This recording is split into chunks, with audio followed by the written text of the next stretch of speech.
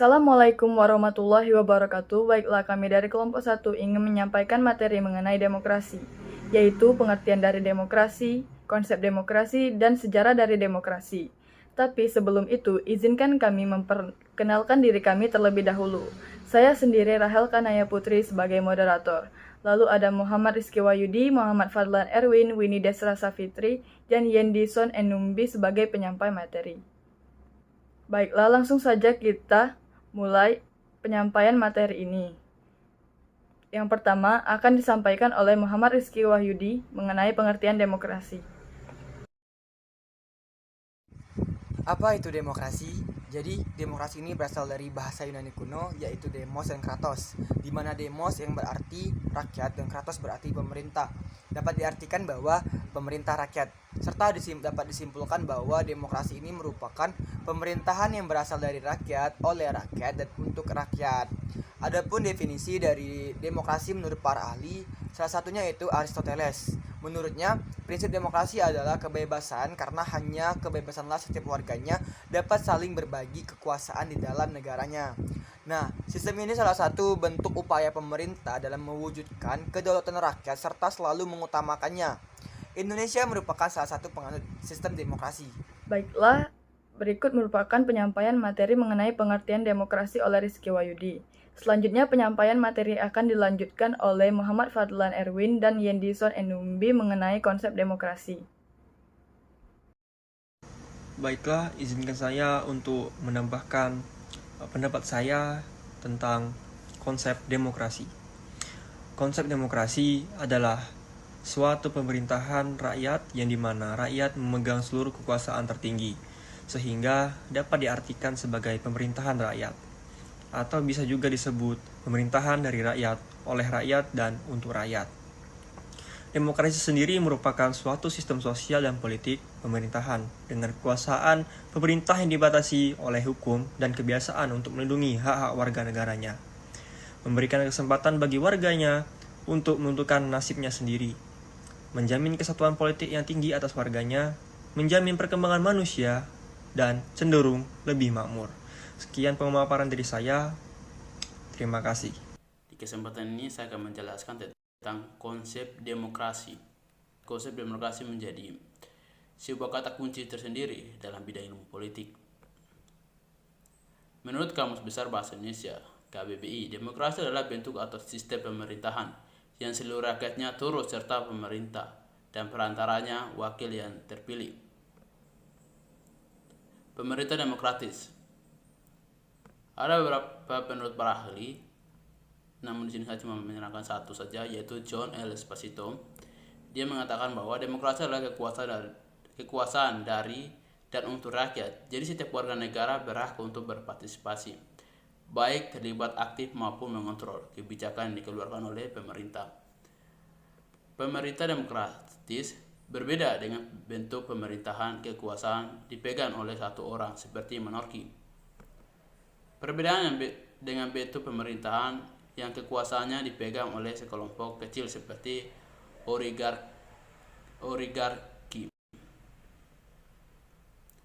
Landasan pemerintahan demokratis ada dua, yaitu yang pertama, pengakuan partisipasi rakyat dalam pemerintahan, misalnya pemilihan wakil rakyat untuk lembaga perwakilan langsung, umum, bebas dan rahasia serta jujur dan adil.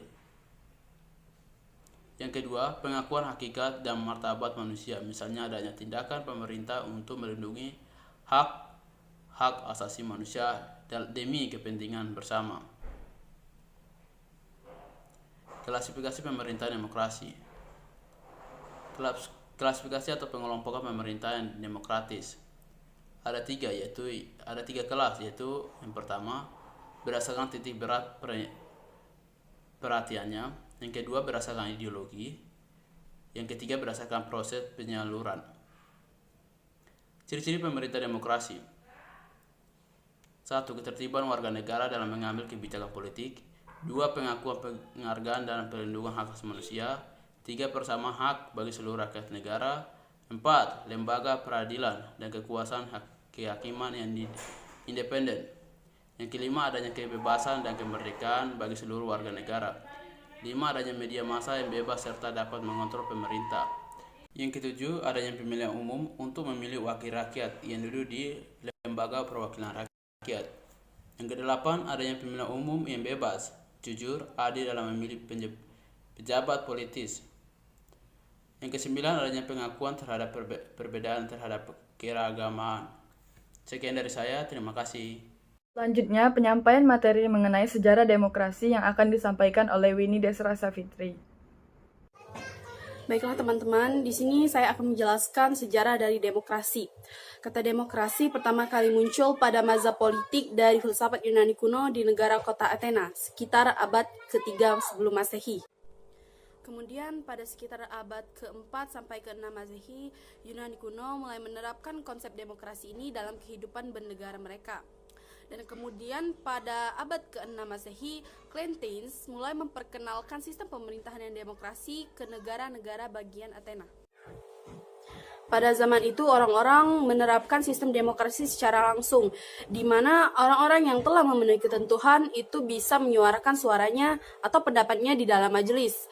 Orang-orang yang tidak memenuhi ketentuan antara lain itu adalah wanita, pria di bawah 20 tahun, budak, dan orang asing.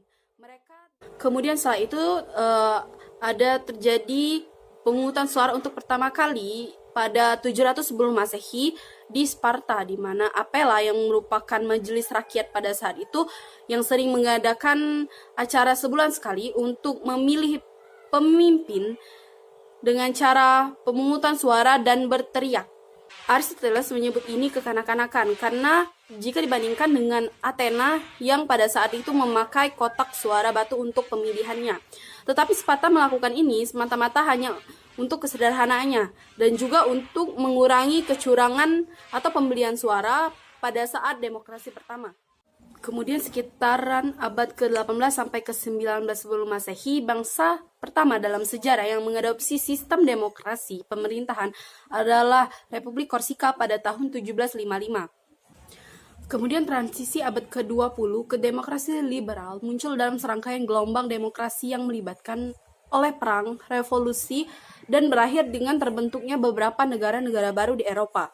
Kebanyakan di antaranya tidak terlalu demokratis. Kemudian pada tahun 1920-an, demokrasi tumbuh subur, tetapi terhambat oleh depresi besar sehingga Amerika Latin dan Asia langsung berubah ke sistem kekuasaan mutlak dan kediktatoran.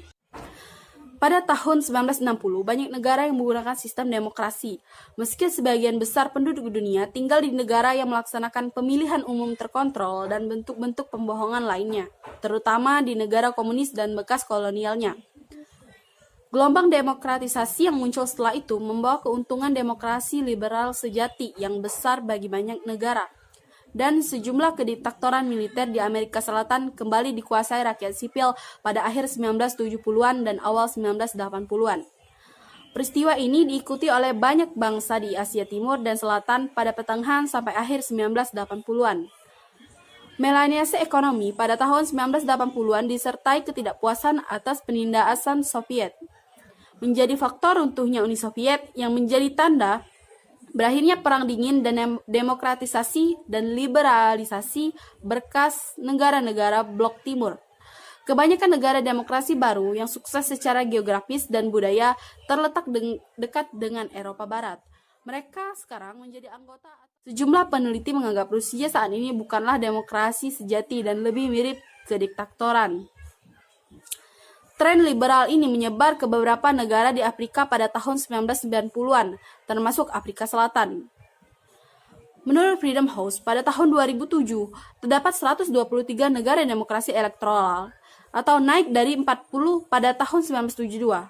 Menurut World Forum on Democracy, jumlah negara demokrasi elektoral mencapai 120 dari 192 negara di dunia dan mencakup 58,2 penduduk dunia. Pada saat yang sama, negara-negara demokrasi liberal atau yang dianggap Freedom House sebagai negara yang bebas dan menghormati hukum dan HAM berjumlah 85 dan mencakup 38% penduduk dunia. Pada tahun 2010, Perserikatan Bangsa-Bangsa menyatakan 15 September sebagai Hari Demokrasi Internasional. Demikianlah pemaparan materi mengenai demokrasi dari kelompok kami. Kami mohon maaf jika masih ada kesalahan. Kami akhiri, wassalamualaikum warahmatullahi wabarakatuh.